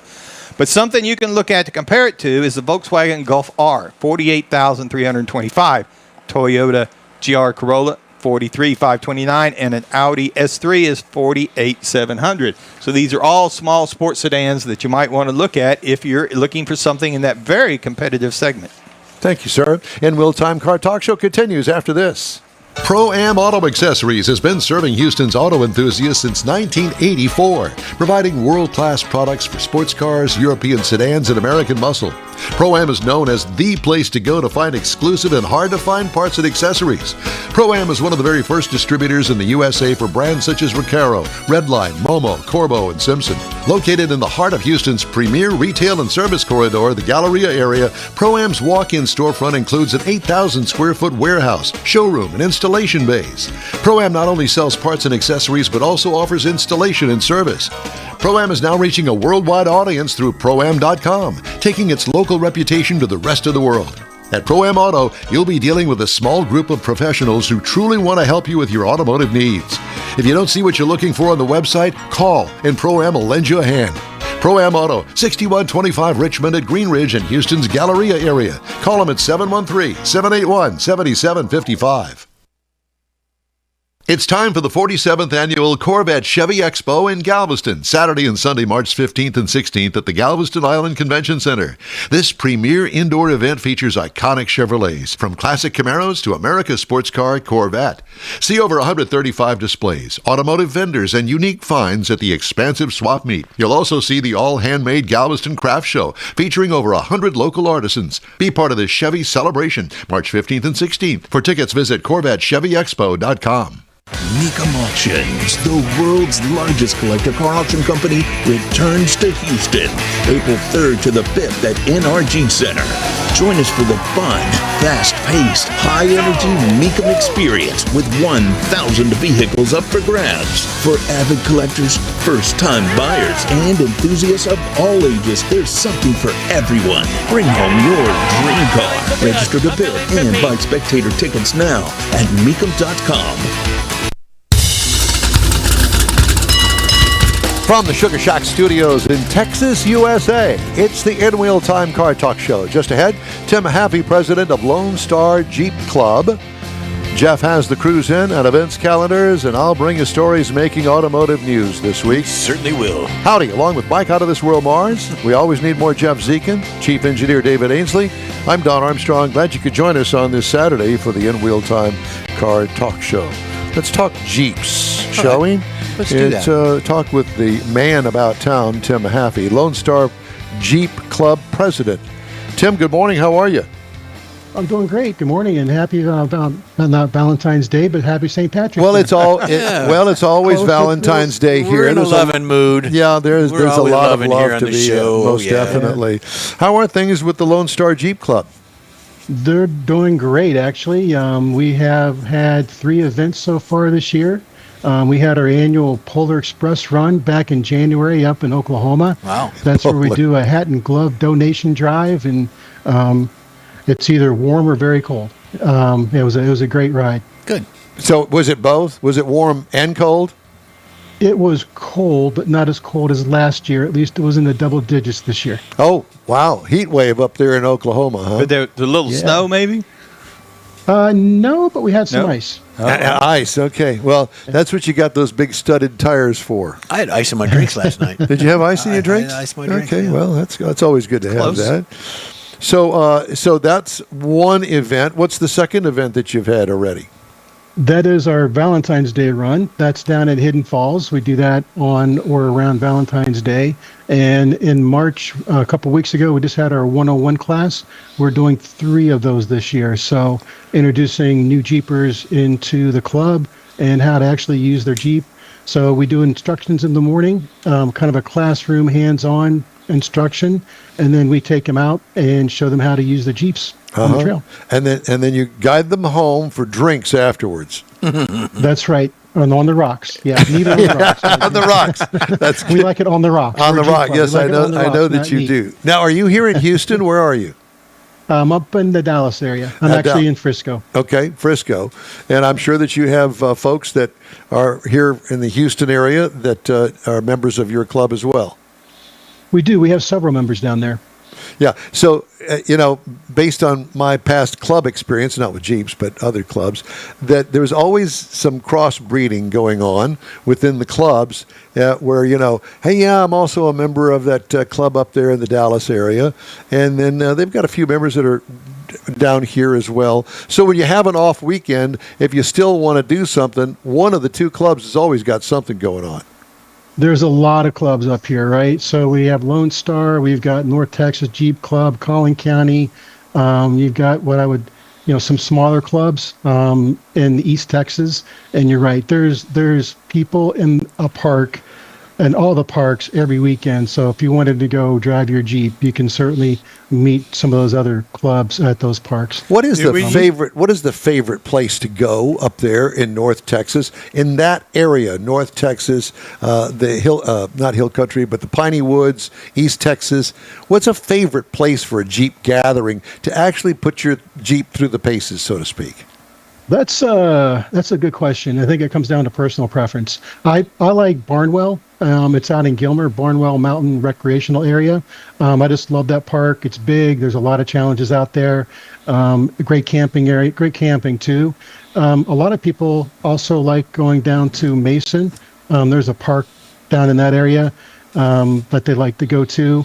Locally, and we have our events. We have them at the Bridgeport Off-Road Park. It's about an hour away. That's where we have our 101 class. Not very big, but it's a nice park. They've made some big improvements. And then Crossbar is a couple hours away for us, offers a little more ruggedness, if you will, in terms of rocks and some challenges. So, but it's all personal preference. I love Barnwell. I grew up back east, and it's kind of similar to being back east, so it's just, it's a fun park. See, for me, I think that and this is just me, I have no experience in this at all, but I'm just sitting there while you're talking about these parks. I think my first one would be something with like a pop-up that has air conditioning towed behind the Jeep, because it's light. Now that thing, trailers sway in and all that stuff, because it's light. You can sleep a couple of people comfortably, get your camping gear, put your stove back there and do that sort of thing. And then when you're out jeeping through the hills of whatever park it is, you got your campsite set up, so you play all day, come back to the campsite, have a few beers, and call it a night. Figure out what you broke. I mean, figure out what I broke. In that case, then I tell the club, I've broken this. Can somebody come help me? I continue with the beers, and then they work on my car. All right. See, I got it down. Do I not have it down? So you're in Fantasy Park. I am in that Fantasy Park. That's right. You've got it down. I do. The best thing to do is actually trailer your Jeep in. That way you can do whatever you want, and if it breaks, you can just trailer it back. I know, but then now I've got to have another vehicle to trailer the Jeep, and then I gotta no. But have you seen the hybrid trailer and camper? So the camper, it's a flatbed. It's big enough to hold a camper, like a slide-in that goes into the back of a pickup truck. Yeah. So that's attached to the flatbed, and then there's enough room to drive your Jeep and park it behind your camper. So you can actually. Is it really a camper slide-in that somebody puts on a trailer? Similar.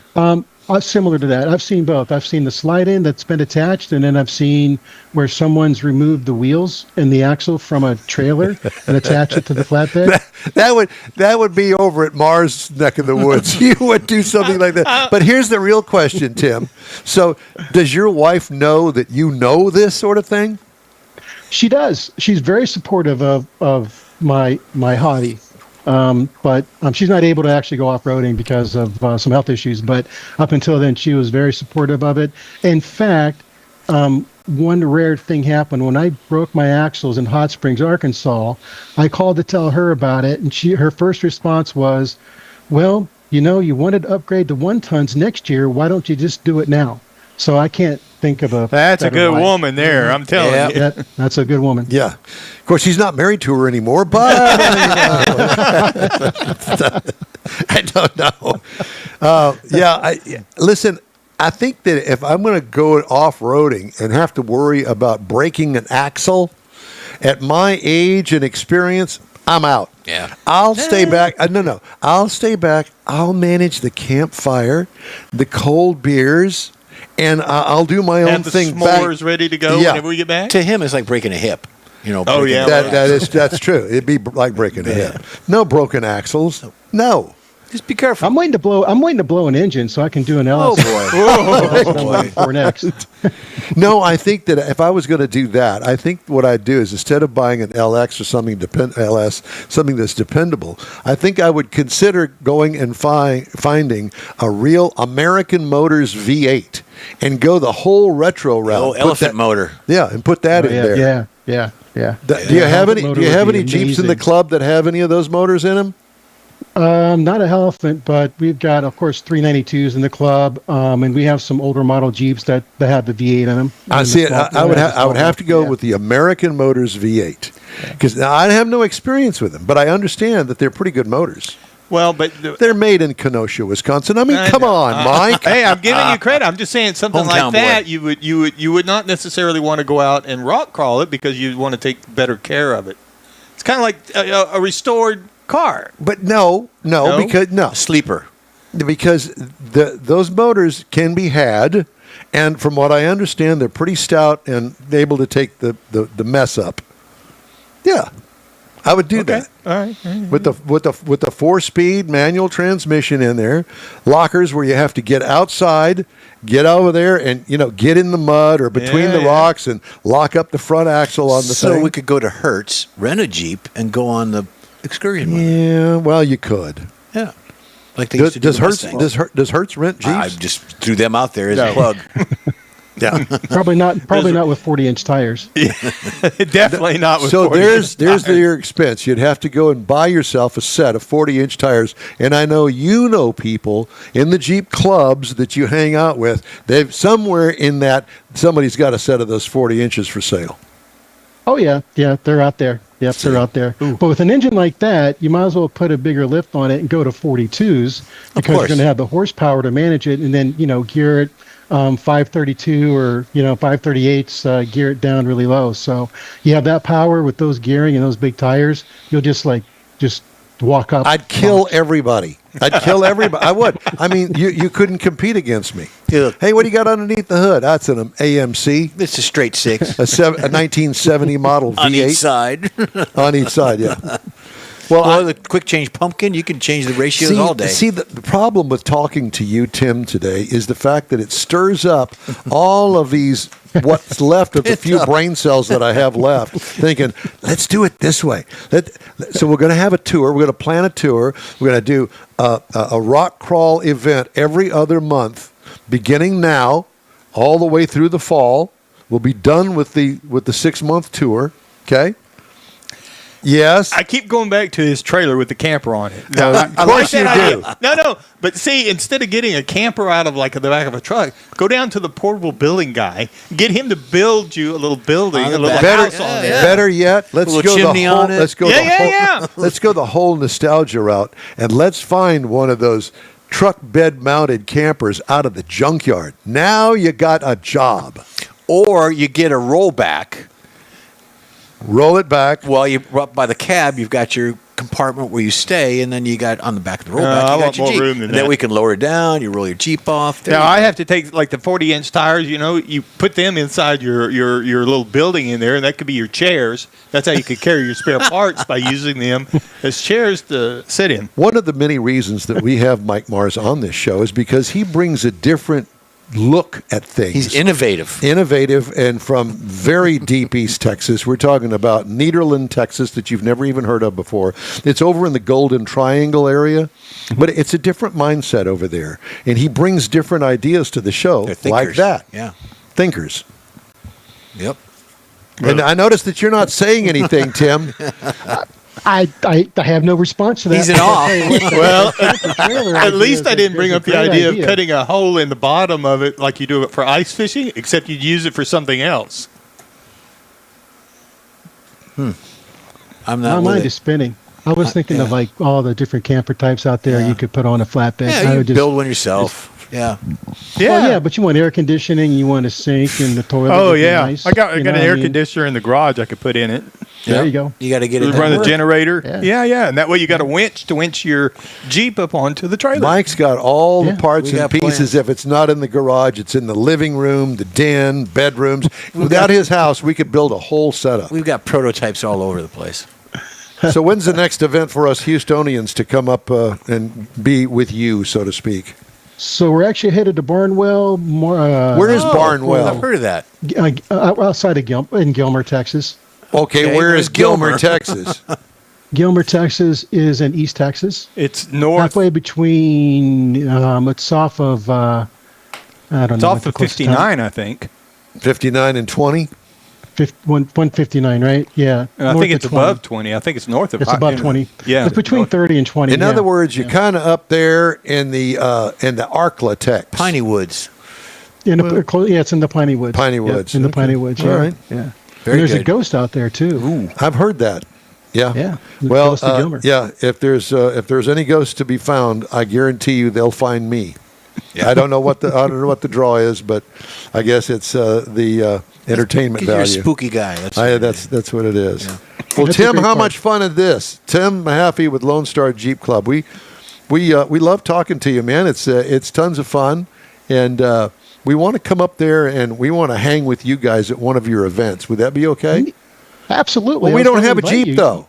You can ride with any one of us. You have a passenger seat. You can ride with me. Okay. So when you see a Jeep pulling up with a trailer and an outhouse on it and another Jeep behind that, then that'll be us.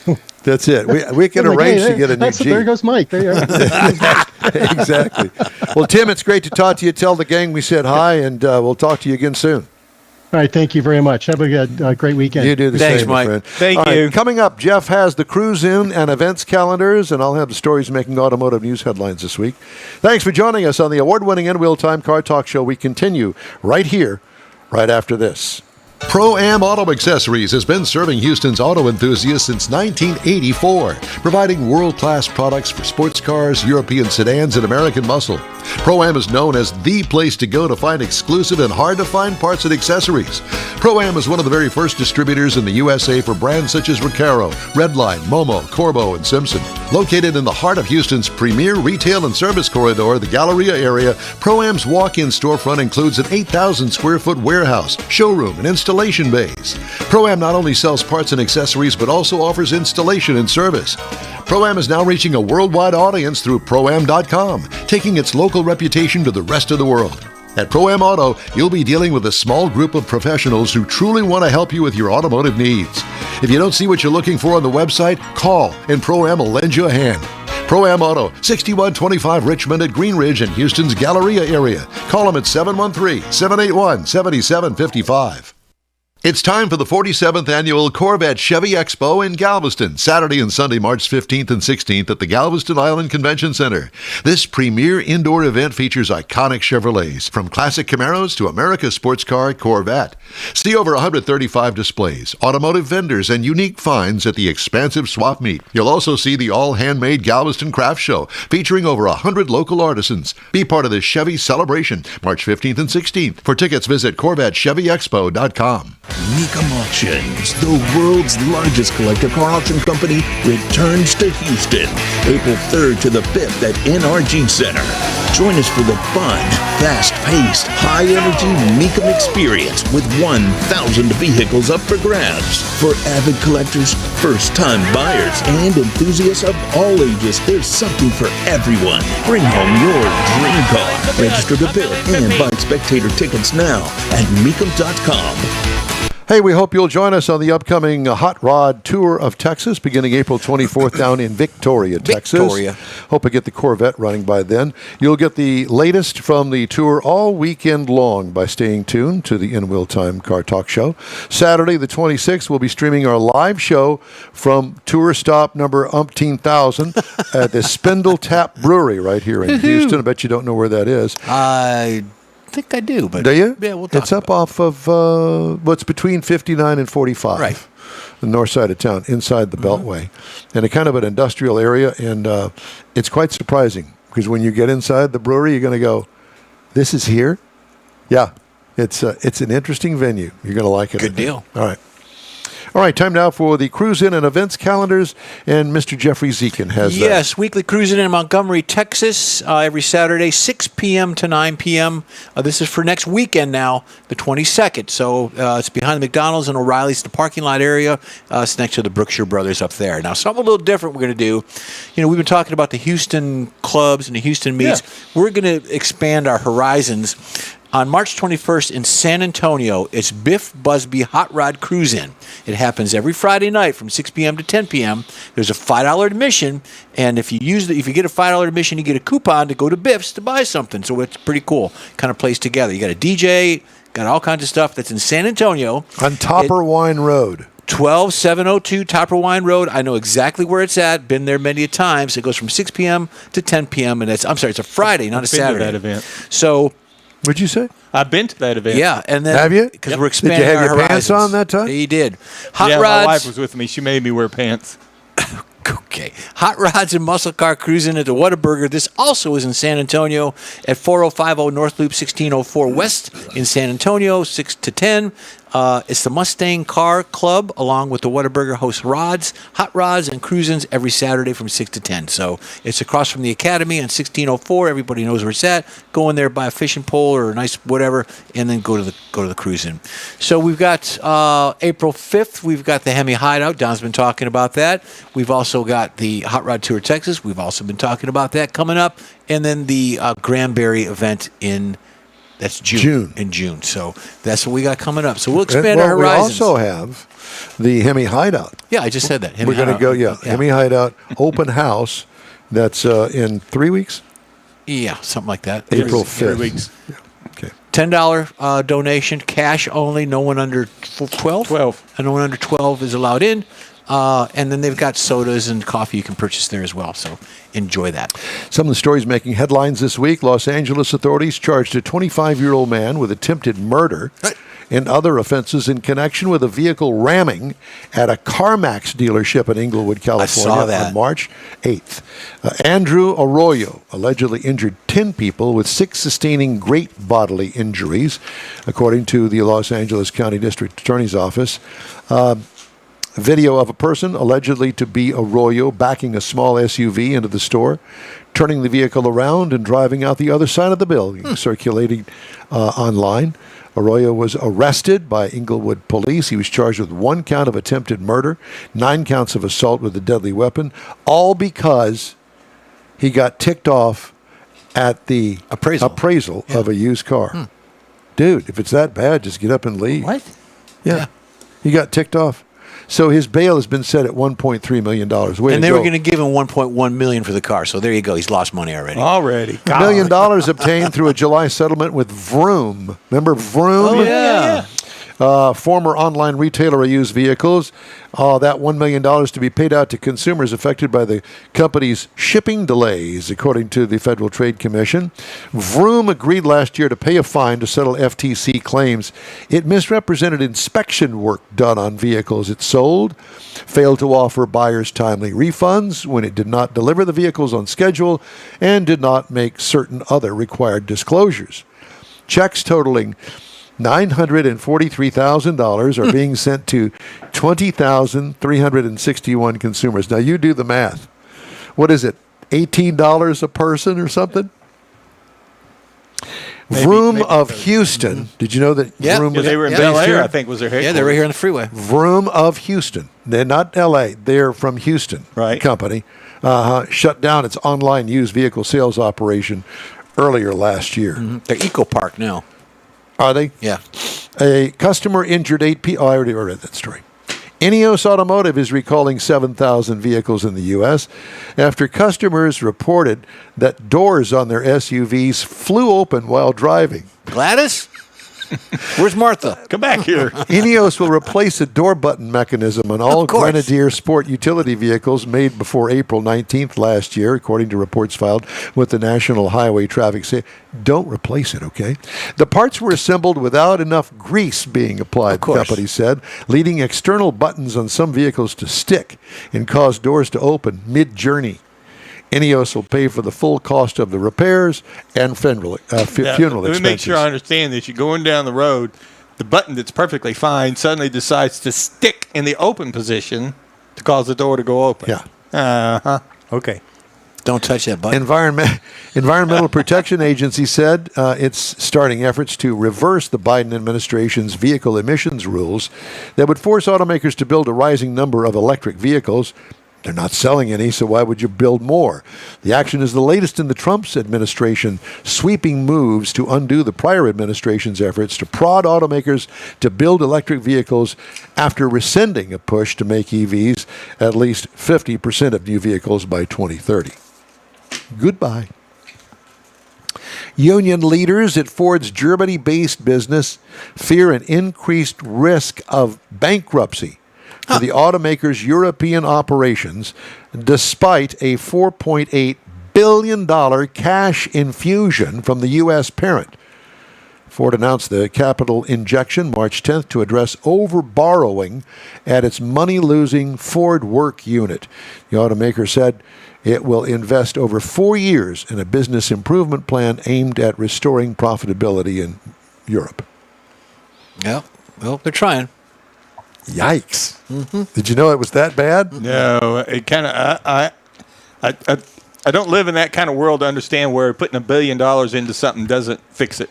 I mean, to me, that you ought to be able to do whatever you want with $1 billion. They pay the CEOs $26 million a year to know this stuff. Mm-hmm. Hey, Bub, where you been for the past few years? Hello? Counting his money. Apparently. Exactly. At the bank. Yeah. Detroit 3 are asking the suppliers for trade treaty compliance receipts as they angle for a longer-term exemption from Trump administration's 25% tariffs on Mexico and Canada. So build them as fast as you can. We'll store the parts and hopefully get these cars out before April 1st or April 2nd, I guess it is the deadline. And we'll just play it by ear and see how it goes. And then they park the car. And park it. Elon Musk says he's running multiple businesses with great difficulty as Tesla's stock fell 15%, wiping out gains it enjoyed after the tech billionaire took an advisory role with the Trump administration. Despite anti-Tesla protests across the U.S., fires set against Tesla superchargers in Boston, and shots fired at an Oregon showroom in recent days, Musk told Fox Business March 10th that he's keeping his government role. Nanny, nanny, boo, boo. Yeah, so there's that. All right. We're going to take a quick break, and then we're going to wrap up today's show and look forward to next week's show. Okay. Are you ready? Sure. The In Wheel Time Car Talk Show will continue after this. The Tex-Mex dining experience is defined by Lupi Tortilla, your destination for Texas's best beef fajitas and frozen margaritas.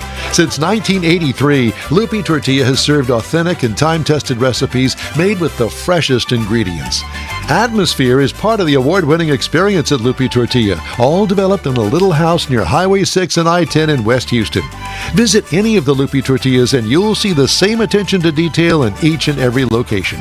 Start your Lupi experience with queso flameado and guacamole, along with a classic frozen margarita. Dine on famous Lupi beef and chicken fajitas, or pepper shrimp brochette, or a fish or vegetarian entree, and finish with a scrumptious flan for dessert. Find Lupi Tortilla in Houston, College Station, Beaumont, Austin, San Antonio, and Dallas-Fort Worth. There's a Texas location near you. The recipes are authentic and time-tested. The ingredients always fresh. Lupi Tortilla, he's pretty good. You own a car you love. Well, why not let Gulf Coast Auto Shield protect it? Houstonian John Gray invites you to his state-of-the-art facility to introduce you to his specialist team of auto enthusiasts. We promise you'll be impressed. Whether you're looking to massage your original paint to a like-new appearance, apply a ceramic coating, install a paint protection film, nano-ceramic window tint, or new windshield protection called ExoShield, Gulf Coast Auto Shield is where Houston's car people go. Curbed your wheels? Instead of buying new, why not have them repaired? How about a professionally installed radar detector? Gulf Coast Auto Shield does that too. Get a peek inside the shop and look at the services offered by getting online and heading to gcautoshield.com. Better yet, stop by their facility at 11275 South Sam Houston Tollway, just south of the Southwest Freeway, and get a personal tour. Gulf Coast Auto Shield is your place to go for all things exterior. Call them today, 832-930-5655 or gcautoshield.com.